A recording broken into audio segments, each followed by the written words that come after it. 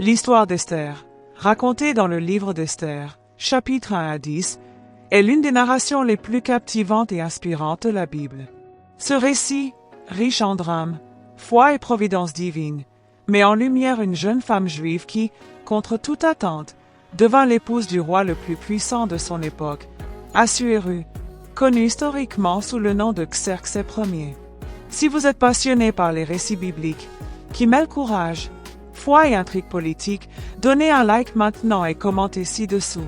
Quelle femme remarquable de la Bible aimeriez-vous découvrir dans notre prochaine vidéo? Partagez vos pensées et laissez-vous inspirer par cette histoire intemporelle. L'histoire d'Esther commence par le parcours extraordinaire d'une orpheline juive vivant en exil dans l'immense empire perse. De ses origines modestes à son ascension inattendue au trône d'un empire s'étendant de l'Inde à l'Éthiopie, Esther touche les cœurs par son courage et sa foi. Bien plus qu'un simple conte, son histoire révèle comment une jeune femme, guidée par la providence divine, joua un rôle crucial dans le salut de son peuple face à une menace d'extermination totale. Ce récit, ancré dans les Écritures, est une source d'inspiration pour tous ceux qui croient que Dieu agit, même dans les moments les plus sombres. Saviez-vous qu'à l'époque d'Esther, les Juifs furent confrontés à un décret d'anéantissement total? Comment une femme ordinaire, sans pouvoir apparent, devint-elle une héroïne aimée de la Bible? Quel est le message central de ce récit? Et pourquoi continue-t-il de résonner aujourd'hui? De plus, pourquoi le nom d'Esther n'apparaît-il pas dans les archives historiques perses en dehors des Écritures? Ces questions captivantes nous invitent à plonger dans l'histoire d'Esther avec un regard neuf, explorant non seulement les événements, mais aussi leur signification spirituelle et historique. Dans cette vidéo, nous allons explorer en détail l'histoire d'Esther, telle que décrite dans le livre d'Esther, tout en examinant le contexte historique, les leçons spirituelles et les implications pour notre vie aujourd'hui. Pour comprendre pleinement cette histoire, il est essentiel de se plonger dans le cadre historique et culturel de l'Empire achéménide où se déroule ce drame. Préparez-vous à découvrir une histoire où la foi, la stratégie et la providence divine s'entrelacent pour produire un dénouement miraculeux. L'histoire commence des décennies avant la naissance d'Esther, lorsque Jérusalem fut conquise par le roi babylonien Nabuchodonosor II en 587 avenue Jésus-Christ. Des milliers de Juifs, y compris les ancêtres d'Esther, furent déportés à Babylone, marquant le début de l'exil. Cet événement, décrit dans 2 Rois 25 et Jérémie 52, bouleversa la nation juive, brisant son autonomie et dispersant son peuple. Des années plus tard, en 539 avenue Jésus-Christ, les Mèdes et les Perses, sous la conduite de Cyrus le Grand, vainquirent Babylone, établissant l'empire achéménide, l'un des plus vastes empires de l'histoire. Cet empire, à son apogée, couvrait 3 continents, s'étendant de l'Inde à l'Éthiopie, en passant par l'Égypte et la Grèce. Cyrus le Grand, connu pour sa politique de tolérance, permit à certains Juifs de retourner à Jérusalem, comme narré dans Esdras 1. Cependant, beaucoup, y compris la famille d'Esther, restèrent en Perse, intégrés dans une société cosmopolite mais païenne. Sous Darius Ier, petit-fils de Cyrus, et son successeur Xerxès Ier, Assuérus dans la Bible, l'Empire atteignit une stabilité remarquable, mais aussi une complexité administrative et culturelle. Assuérus, qui régna de 486 à 465 avenue Jésus-Christ, était un monarque imposant, connu pour son autorité absolue et son tempérament parfois imprévisible. Selon le livre d'Esther 1h1, il gouvernait 127 provinces, un chiffre qui reflète l'immense étendue de son empire, estimé à environ 100 millions d'habitants, dont 3 millions de Juifs, selon les historiens. La capitale de Suse, où se déroule l'histoire, était un centre administratif et culturel, abritant un palais somptueux orné de marbre, d'or et de pierres précieuses, comme décrit dans Esther 1h6. Le récit s'ouvre sur une scène grandiose. Assuérus organise une célébration colossale, réunissant les nobles, les gouverneurs et les officiers de tout l'Empire. Pendant 180 jours, il expose les richesses de son royaume, démontrant sa puissance et sa gloire. Cette fête, décrite dans Esther 1h4, culmina avec un banquet de 7 jours pour tous les habitants de Suse, du plus grand au plus petit. Les historiens associent souvent cet événement à une réunion stratégique en 483 avenue Jésus-Christ, où Assuéru planifia ses campagnes militaires contre la Grèce, notamment la célèbre bataille des Thermopyles. Pendant que le roi festoyait, la reine Vasthi, dont le nom pourrait signifier « belle » en perse, organisait un banquet séparé pour les femmes, comme indiqué dans Esther 1h09. Ce détail reflète les coutumes perses, où les femmes de la cour avaient leurs propres espaces et rôles. Lors du banquet, Assuéru, enivré par le vin et la gloire, ordonna à Vasthi de paraître devant ses invités avec la couronne royale pour exhiber sa beauté. Son refus, narré dans Esther 1h12, peut être interprété comme un acte de dignité ou de défi face à une demande humiliante, selon le contexte culturel. Furieux, Assuéru consulta ses conseillers, qui suggérèrent de destituer Vasthi pour éviter que son acte de désobéissance n'inspire d'autres femmes dans l'Empire. Esther 1, 19-21. Cette décision, bien que sévère, reflète les normes patriarcales strictes de l'époque. Le roi lança alors une recherche nationale pour trouver une nouvelle reine, un processus qui aboutit à la sélection de jeunes femmes de tout l'Empire, parmi lesquelles Hadassa, une orpheline juive élevée par son cousin Mardoché, de la tribu de Benjamin. Hadassa, plus connue sous le nom d'Esther, un nom perse signifiant peut-être « étoile » ou liée à la déesse Ishtar, vivait une double identité. En tant que juive, elle adhérait à la foi monothéiste de ses ancêtres, mais en tant que résidente de Suse, elle était immergée dans une culture païenne sophistiquée. Sa beauté physique, soulignée dans Esther 2h07, la rendit remarquable, mais c'est sa grâce intérieure et sa sagesse qui la distinguèrent. Sélectionnée pour le harem royal, Esther suivit un an de préparation cosmétique, comme décrit dans Esther 2h12, avant d'être présentée au roi. Si l'histoire d'Esther vous inspire, partagez cette vidéo avec votre communauté ou votre groupe d'études bibliques. Commentez ci-dessous.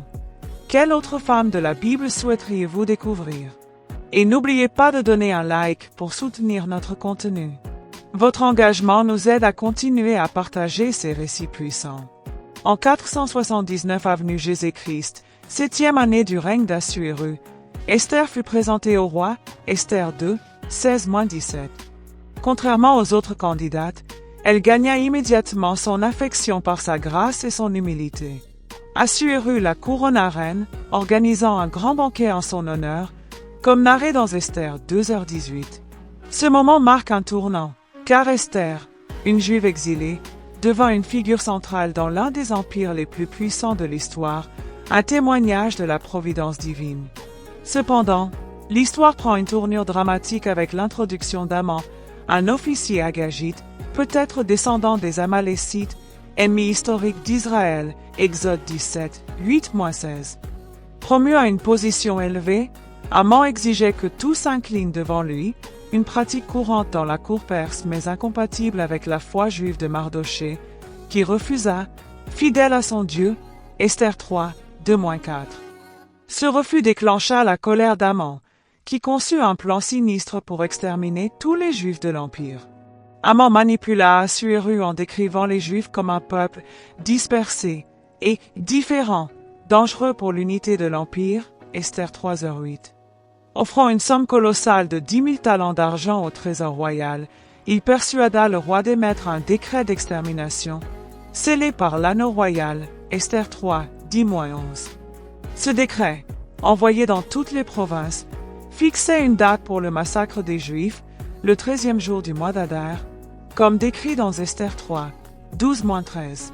Mardoché, apprenant la nouvelle, alerta Esther et lui demanda d'intercéder auprès du roi.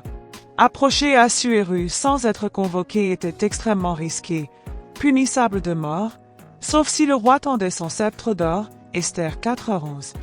Mardoché, avec une foi profonde, lui rappela « Qui sait si ce n'est pas pour un temps comme celui-ci que tu es parvenu à la royauté ?» Esther 4h14. Ces paroles, parmi les plus célèbres du livre d'Esther, soulignent la croyance en un dessein divin derrière les événements. Esther, après avoir demandé aux Juifs de Suse de jeûner 3 jours pour elle, prit une décision courageuse. Revêtue de ses habits royaux, elle se présenta dans la cour intérieure du palais. Assuérus l'accueillit favorablement, tendant son sceptre, Esther 5:2. Avec une sagesse remarquable, Esther ne révéla pas immédiatement sa requête. Elle invita le roi et Haman à un banquet privé, puis à un second le lendemain, préparant le terrain pour dénoncer Haman, Esther 5, 4-8. Haman, grisé par son pouvoir et l'invitation d'Esther, planifia d'exécuter Mardochée sur une potence de 50 coudées, environ 22 mètres, comme décrit dans Esther 5:14. Cependant, la providence divine intervint. Cette nuit-là, incapable de dormir, Assuérus fit lire les chroniques royales et découvrit que Mardochée avait déjoué un complot contre sa vie sans être récompensé. Esther 2, 21-23, 6, 1-3. Ironiquement, il ordonna à Haman d'honorer Mardochée publiquement, une humiliation cuisante pour la Gagite. Esther 6, 10-11.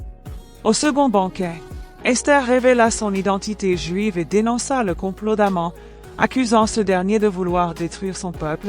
Esther 7, 3-6. Furieux, Assuérus quitta la salle.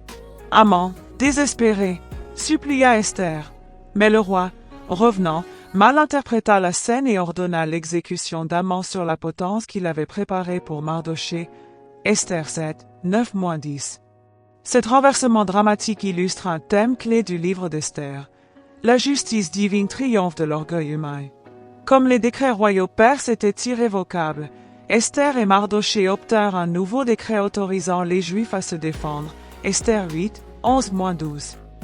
Le 13e jour d'Adar, les Juifs vainquirent leurs ennemis, éliminant plus de 75 000 personnes à travers l'Empire, sans toutefois piller leurs biens, montrant une retenue morale. Esther 9, 5-10. Cette victoire donna naissance à la fête de Purim, célébrée encore aujourd'hui pour commémorer le salut des Juifs. Esther 9, 20-28. L'historicité du livre d'Esther a suscité des débats, car ni Esther ni Mardochée n'apparaissent dans les archives perses. Cependant, les détails du récit, la description du palais de Suse, les pratiques administratives et les campagnes de Xerxès contre la Grèce correspondent aux sources historiques, comme les écrits d'Hérodote.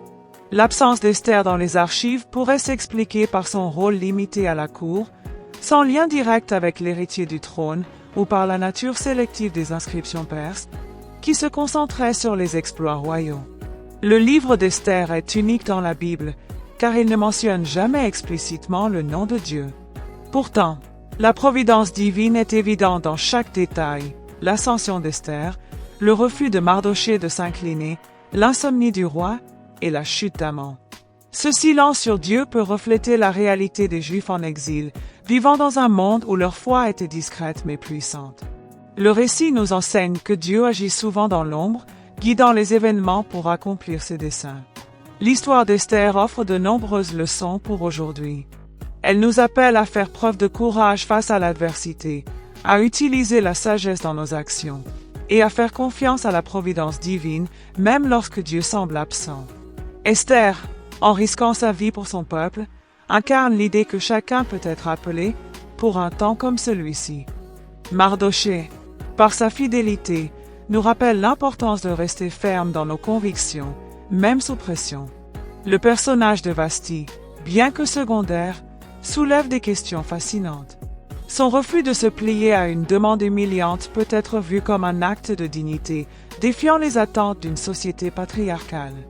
De même, Haman incarne l'orgueil et la haine, des traits qui mènent à sa propre destruction. Ces personnages secondaires enrichissent le récit, offrant des perspectives sur le pouvoir, l'obéissance et la moralité. Si cette histoire vous a inspiré, partagez-la avec vos amis, votre famille ou votre groupe d'études bibliques. Commentez ci-dessous, quelles leçons tirez-vous de l'histoire d'Esther? Quelle autre femme biblique comme Ruth, Déborah ou Marie souhaiteriez-vous explorer dans notre prochaine vidéo? Donnez un like, abonnez-vous et cliquez sur le lien en description pour accéder à des ressources bibliques gratuites qui approfondissent ces récits extraordinaires. L'histoire d'Esther nous rappelle que, même dans les moments de crise, Dieu travaille pour le bien de ceux qui lui font confiance. Comme l'écrit Paul dans Romains 8:28, toute chose concourt au bien de ceux qui aiment Dieu. Que vous soyez confrontés à des défis personnels ou collectifs, Le courage et la foi d'Esther peuvent vous inspirer à agir avec audace et à chercher la direction divine.